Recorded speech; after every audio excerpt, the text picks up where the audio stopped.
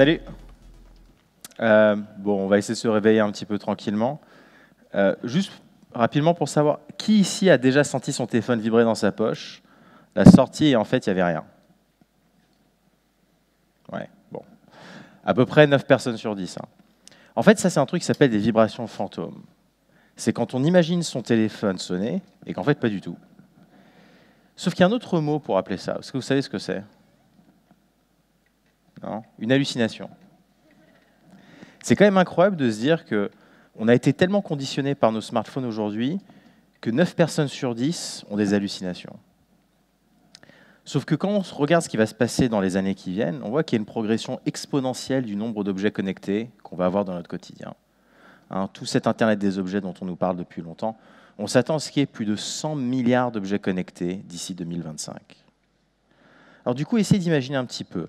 Si aujourd'hui, juste avec un smartphone et un ordinateur, vous êtes déjà conditionné et vous êtes déjà en train de devenir vous-même un robot à cause des machines, à quoi est-ce que va ressembler le monde quand tout autour de vous sera une machine? Alors, moi, c'est quelque chose qui m'angoisse, hein, parce que le film où on devient tous un petit peu des zombies parce que la technologie nous a asservis, c'est pas trop exactement la manière dont j'ai imaginé le futur.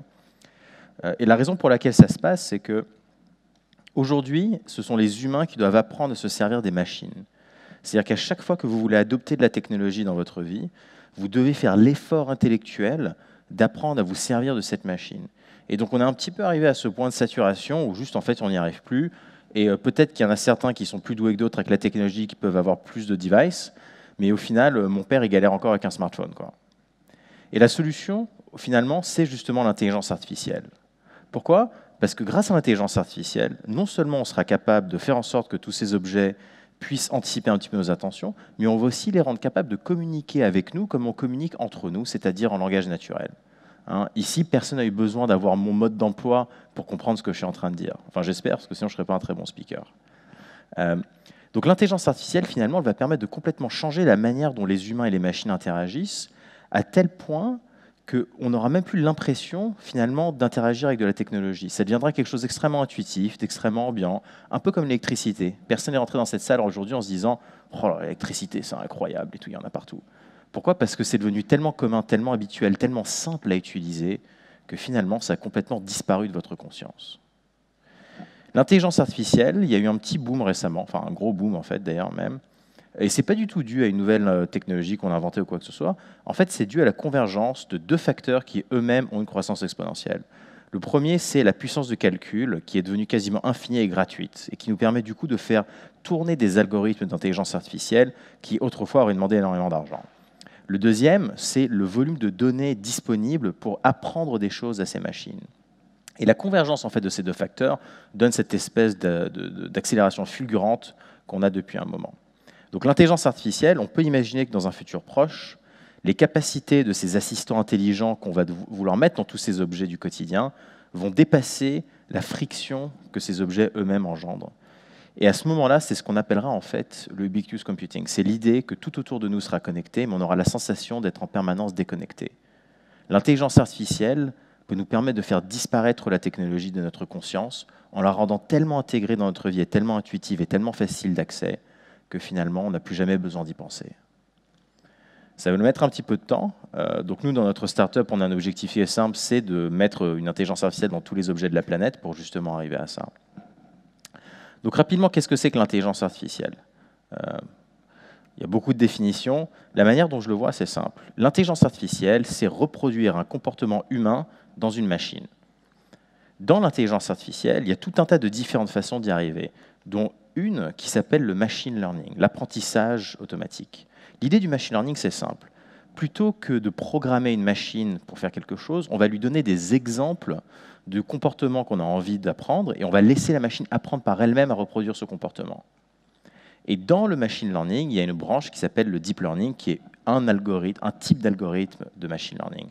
Donc le deep learning est une branche de machine learning qui est une branche d'intelligence artificielle. Aujourd'hui, quand quelqu'un fait de l'IA, en général, il fait du machine learning. Quand quelqu'un fait du machine learning, il fait du deep learning. C'est pour ça que vous allez souvent entendre les trois un petit peu dans la même phrase et utiliser de manière synonyme. Donc le deep learning, ça marche comment? C'est vraiment pas si compliqué, je vous rassure. En gros, l'idée, c'est qu'il y a ces différentes couches de neurones artificiels qui vont passer les unes dans les autres, qui vont se passer de l'information les unes aux autres. Donc, par exemple, si on cherche à créer donc, un réseau de neurones qui soit capable de reconnaître un chat dans une photo, on va lui donner des centaines et des centaines et des centaines d'exemples de chats. Tous les pixels en fait, du chat, de l'image de chat, vont représenter la première couche du neurone. Donc, la première couche, en fait, ça va juste être les pixels de l'image. Après avoir regardé tout un tas d'images de chats, au bout d'un moment, le réseau va comprendre que, tiens, en combinant ces pixels de telle façon-là, je vais réussir à reconnaître que de manière que assez souvent, il y a un bord. Donc le réseau en fait, a appris le concept de bord. Et maintenant qu'il a appris le concept de bord, il peut recombiner ça pour essayer de créer une espèce d'image abstraite de ces bords recombinés comme une tête de chat. Et grâce à ça, maintenant, on peut reconnaître que c'est un chat. La raison pour laquelle c'est une technique qui est extrêmement puissante, c'est qu'à aucun moment dans ce procédé, on a dû expliquer ce que c'était qu'un chat. On a juste donné des exemples de chats. Et c'est quand même beaucoup plus facile de donner des exemples à une machine et la laisser se débrouiller pour comprendre ce qui se passe, plutôt que de nous-mêmes devoir comprendre ce qui se passe et de le programmer dans la machine. Donc la révolution de l'intelligence artificielle, c'est véritablement une révolution dans la manière dont on va faire des choses à des machines, dans la rapidité et la facilité avec laquelle on va pouvoir automatiser tout un tas de différentes choses. Donc on se sert de ces réseaux de neurones pour plein de choses différentes. On s'en sert pour reconnaître ce qu'il y a dans des images, on s'en sert pour apprendre à répliquer le style d'un maître, par exemple, d'un grand artiste. Donc ici, on prend un tableau de Van Gogh, on prend une photo et on dit à l'IA, tu transformes cette photo et t'en fais un tableau de Van Gogh. Et ça marche super, super bien. Toutes vos apps, je ne sais pas si vous utilisez ces apps où il y a des filtres hyper intelligents comme Prisma et tout ça, c'est un petit peu ça l'idée qu'il y a derrière. On peut s'en servir aussi pour générer des images. Alors ça, je trouve ça incroyable. On peut aujourd'hui faire un petit dessin, un petit croquis sur un papier, et l'intelligence artificielle va générer une photo de ce qu'on est en train de dessiner. Donc essayez d'imaginer un petit peu les implications sur le design d'objets, sur l'architecture. Essayez d'imaginer si vous avez juste une idée en tête et vous ne savez pas dessiner, vous faites un petit gribouillis comme ça sur un papier, et paf, l'intelligence artificielle va générer un rendu haute définition de ce que vous êtes en train de faire. Et ça, c'est en 2017. Donc, projetez-vous 10 ans dans le futur et essayez un petit peu d'anticiper ce qui va se passer. Bien évidemment, les intelligences artificielles sont très douées pour battre les humains au jeu. Donc ça, c'était le jeu de Go. On pensait qu'il nous fallait encore 10 ans, mais finalement, ça a été assez rapide. Et dans ce cas-là, ce qui s'est passé, c'est qu'on a pris 2 réseaux de neurones qu'on a fait s'affronter pendant des millions et des millions et des millions de parties. Donc on a dit, en fait, aux 2 réseaux, on a dit, on ne va pas vous expliquer le jeu, vous allez vous débrouiller pour comprendre, en fait, et apprendre par vous-même comment jouer. Donc imaginez, vous jouez avec votre meilleur pote pendant des millions et des millions et des millions de parties, en vous donnant systématiquement du feedback sur comment vous êtes en train de jouer. Forcément, au bout d'un moment, vous allez être bon, quoi. Sauf que l'IA, elle est capable de faire ça en quelques heures. Autre chose, là, par contre, on n'est pas très bon encore, mais ça commence à bien marcher, c'est tout ce qui touche au langage. C'est très facile de faire comprendre à Siri dans sa poche ou autre chose quelle est la météo à Londres. Pourquoi ? Parce que finalement, il n'y a rien d'ambigu dans ce qu'on est en train de demander. Par contre, si on veut demander quelque chose de plus intéressant, trouve-moi un Italien à côté de mon Airbnb à Londres, ça c'est beaucoup plus compliqué. Pourquoi ? Parce que déjà, pour commencer, il faut comprendre qu'un Italien, c'est un type de restaurant et que ce n'est pas une personne. Grammaticalement, on pourrait très bien imaginer avoir un robot qui va dans la rue et qui demande aux gens « Est-ce que tu es italien ? Est-ce que tu es italien ?» Mais ce n'est pas du tout ça qu'on voulait dire, en fait. Et on se dit, elle est débile, la machine, elle me ramène un italien. Ce n'est pas du tout ça qu'on voulait. En fait, il y a une question de contexte qu'il faut prendre en compte. Le deuxième problème dans cette phrase-là, c'est que Airbnb à Londres n'est absolument pas une adresse ni un lieu géographique. C'est une référence à quelque chose qui n'a du sens que dans votre contexte à vous. Mon Airbnb à Londres, ce n'est pas pareil que ton Airbnb à Londres. Et donc, comment est-ce que la machine peut être capable de différencier entre les deux ? Et pour ça, il va falloir lui donner accès à tout un tas d'autres informations. Il faut lui donner accès à ses emails, il faut lui donner accès à l'historique de là où on est allé, à sa liste de contacts, à ses photos, à ses messages, à tout ce qu'on peut, en fait, qui va permettre à l'IA de comprendre qu'est-ce qu'on fait dans notre vie. Et grâce à ça, on va être capable de laisser l'IA comprendre que Airbnb, c'est un location provider, qu'il y a des emails d'Airbnb, que certains d'entre eux sont à Londres, que les dates correspondent à aujourd'hui pour l'une de ces réservations et que du coup, c'est ça, en fait, l'adresse véritablement qu'on voulait. Donc vous voyez, en fait, le langage humain, c'est quelque chose de très ambigu. Demain, entre vous, quand vous allez parler de moi, et vous allez dire le mec IA avec la casquette, c'est extrêmement ambigu comme phrase, le mec IA avec la casquette. Mais vous savez exactement de quoi vous parlez parce que vous avez ce contexte en fait dans votre tête. Et c'est exactement pareil ici, on essaie de répliquer ça dans des machines. Donc évidemment, tout ce qui touche au langage naturel, ça a été pas mal démocratisé dernièrement, tout ce qui touche à la voix, hein, avec le Amazon Echo, le Google Home. Mais ce n'est pas que dans les objets comme ça qu'on va avoir de la voix. Il s'avère que tout le monde aujourd'hui cherche à mettre de la voix dans ses produits. Que ce soit des fabricants de speakers Bluetooth, pour que vous puissiez contrôler la musique avec la voix, contrôler la télévision avec la voix. Franchement, les guides télé, ça ne marche pas, c'est nul, on n'arrive jamais à trouver ce qu'on veut. C'est quand même beaucoup plus simple de se mettre devant la télé et de dire « mets-moi le match de foot ». C'est beaucoup, beaucoup plus facile d'utilisation. Pareil pour les voitures. Alors ça, c'est un exemple. Les voitures, en fait, c'est extrêmement compliqué hein, comme interface. Hein. Quand c'est votre bagnole, à limite, vous la connaissez, mais quand vous louez une voiture, le temps qu'on passe à chaque fois à essayer de comprendre où sont les boutons.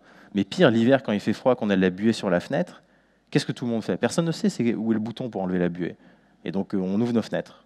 Ce qui est un petit peu bête, hein, parce qu'il fait hyper froid. Alors que là, en fait, on pourrait juste dire à la voiture, enlève la buée qu'il y a sur la fenêtre. Et ça, c'est des technologies qu'on maîtrise déjà très très bien aujourd'hui. Donc il n'y a aucune raison qu'on ne les ait pas. Et je pense qu'à partir de cette année et l'année prochaine, il y aura de plus en plus d'objets qui seront activés par la voix. Les robots compagnons, bien évidemment. Ce qui pose une question assez intéressante au niveau du design. Si tous ces objets et tous ces assistants vocaux n'ont pas d'interface visuelle, hein, donc on communique seulement avec la voix, comment est-ce qu'on fait pour faire du marketing, faire du branding? Comment est-ce qu'on fait pour communiquer une marque à travers de la voix? Je pense que ce qui va se passer, c'est que le choix des mots, le choix de l'accent, le choix, est-ce que c'est un homme ou une femme qui va parler, la rapidité avec laquelle on va parler, les intonations, tout ça va rentrer en fait dans la conception marketing, dans le design des produits qu'on va faire. C'est qu'il faudra des designers de voix, tout comme on a des designers graphiques aujourd'hui ou des designers UX. Et d'ailleurs, de la même façon qu'on a utilisé du transfert de style pour apprendre comment Van Gogh peint et rendre une photo comme un tableau de Van Gogh, on peut très bien imaginer faire la même chose avec la voix de quelqu'un, prendre la voix d'une célébrité et en faire en fait la voix de l'assistant intelligent qu'on va embarquer dans nos produits.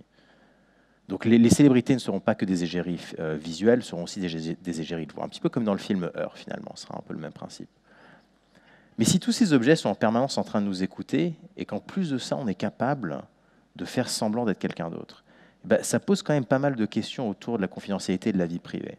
Parce que n'oubliez pas quelque chose, hein, c'est que quand vous avez un Amazon Echo ou un Google Home à la maison, tout ce que vous dites est analysé.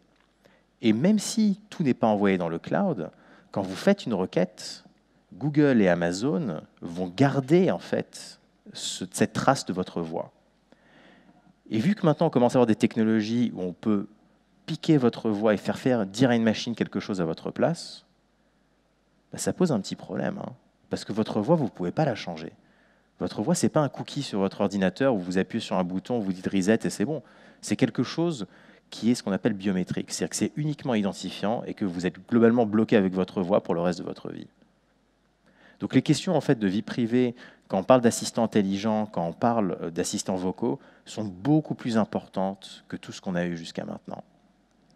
Et d'ailleurs, heureusement, en Europe, on a une nouvelle réglementation, ça c'est important que vous le sachiez, qui globalement oblige n'importe quelle entreprise qui veut faire du business avec un citoyen européen, hein, donc n'importe quelle société, qu'elle soit américaine ou chinoise ou européenne, qui veut proposer un produit ou un service à un Européen, va devoir suivre ces principes de privacy by design. Ce qui veut dire que les Google et les Amazon, avec leurs produits vocaux qu'il y a à la maison, les Google Home et l'Amazon Echo, en l'état aujourd'hui, ne seront pas autorisés en Europe l'année prochaine.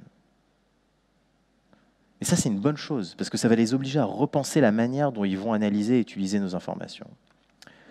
Le principe en fait, de la solution à ça, c'est quelque chose qu'on appelle le privacy by design. L'idée, c'est que plutôt que de mettre des conditions d'utilisation qui sont absolument illisibles, ce qu'on va faire, c'est qu'on va créer notre technologie, notre produit, notre business model, de façon à ce que ça garantisse la confidentialité des données. Donc, par exemple, l'objet en lui-même peut s'occuper de faire tout le traitement. Pourquoi est-ce qu'on enverrait la voix dans le cloud si l'objet avec lequel on est en train d'interagir peut directement processer cette information et nous donner la réponse? D'ailleurs, nous, c'est ce qu'on fait dans notre startup. On est capable aujourd'hui de faire l'intelligence artificielle de bout en bout sur l'équivalent d'un Raspberry Pi. Donc quand les gens vous disent « Ah non, non, non, mais il faut faire le choix entre vie privée et intelligence artificielle », c'est n'importe quoi. Quand quelqu'un vous dit qu'il a besoin d'avoir accès à votre data, c'est soit qu'il en a besoin pour autre chose, ce qui n'est pas cool, soit qu'il ne sait pas comment faire les choses de manière private, et donc ça sera illégal l'année prochaine. Donc il ne faut pas chercher plus loin. Une autre technologie, et ça c'est vraiment un truc je pense qui va changer le monde, c'est qu'on a aujourd'hui des nouvelles techniques de chiffrement, qui s'appellent le chiffrement homomorphe, qui permet de faire des calculs sur la donnée chiffrée directement. Donc j'explique. Je prends un téléphone, j'ai une donnée sensible sur le téléphone, un email, un texto, qu'importe. Je vais chiffrer cette information sur le téléphone directement, avec une clé que seul moi, l'utilisateur, possède. J'envoie la donnée chiffrée dans le cloud, qui lui ne peut pas donc voir la vraie donnée parce qu'elle n'a pas la clé pour déchiffrer cette donnée-là. Par contre, la manière dont on a chiffré cette information permet de faire quelques calculs mathématiques, des additions, des multiplications. On peut faire tourner des algorithmes sur la donnée chiffrée, produire un résultat qui lui-même est chiffré, donc le cloud ne peut toujours pas savoir ni quelle est la donnée qui est rentrée, ni quelle est l'information qui a été produite. On renvoie ça vers le téléphone qui, lui, peut le déchiffrer localement. C'est-à-dire qu'aujourd'hui, on a des technologies qui commencent à apparaître, qui permettent d'allier la puissance du cloud tout en gardant la confidentialité de nos données personnelles. Et la raison pour laquelle tout ça c'est important, c'est que depuis que je suis gamin, alors je ne sais pas pour vous, mais on m'a toujours expliqué que le monde allait ressembler un petit peu à ça. Hein, ça c'est une scène du 5e élément, un monde avec un petit peu oppressant, avec des énormes buildings en métal partout, du flicage en permanence, des énormes pubs partout. Mais quand on demande aux gens vraiment ce qu'ils veulent, il n'y a personne qui veut ça. Hein, les gens, ils veulent tout ça. Voilà. Tout le monde veut ça. Tout le monde, en fait, veut vivre dans un monde où ils se sentent apaisés, où ils ne sont pas stressés, où ils sont déconnectés, un petit peu comme quand ils sont en vacances, comme quand ils sont à la plage. Et c'est justement ça que l'intelligence artificielle permet de faire. Ça permet de nous débarrasser de toutes ces frictions du quotidien, de toute cette technologie qui nous oppresse, pour nous donner la sensation d'être en permanence déconnectés. Merci.